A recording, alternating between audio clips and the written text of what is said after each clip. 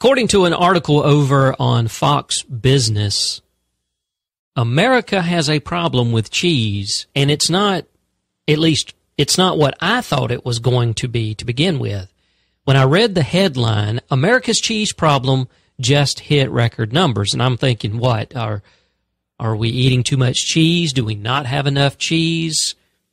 Do we have a cheese shortage? I mean, what's going on here? And no, it's the furthest thing from the truth. We have too much cheese.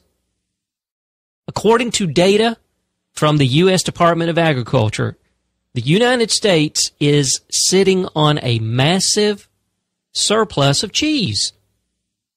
Americans consume nearly 37 pounds of cheese per capita, according to the numbers in 2017. Even at that rate, it wasn't enough to reduce the country's more than 1.4 billion pounds of cheese surplus that's currently sitting in cold storage.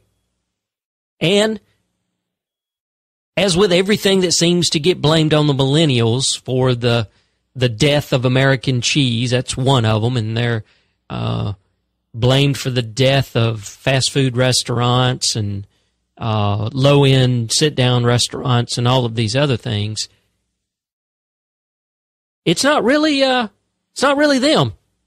They might be part of the problem, but it's not really them. According to NPR, the stockpile isn't new.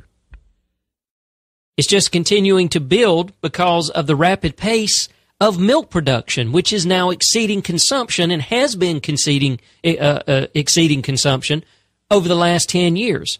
Since 2008, milk production has increased by 13%. But we are drinking less milk. It has rapidly decreased since the late 1970s. So if we're drinking less milk, but they're continuing to produce more milk, then the suppliers have to turn that extra milk into cheese because it's less perishable.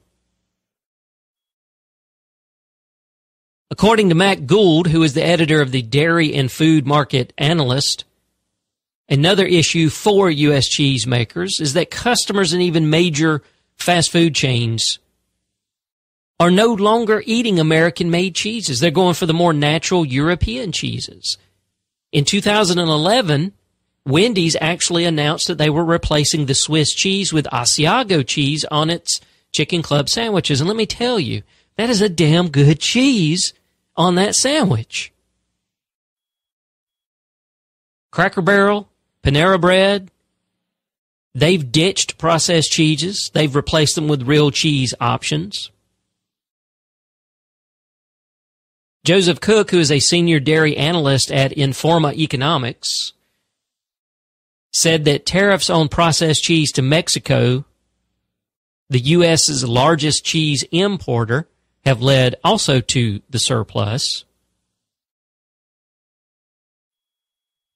And ironically, even though we are sitting on this mountain of surplus cheese, 1.4 billion pounds of cheese, the overall cheese-making business is still booming here in the United States, even though most of us are getting away from artificial cheeses.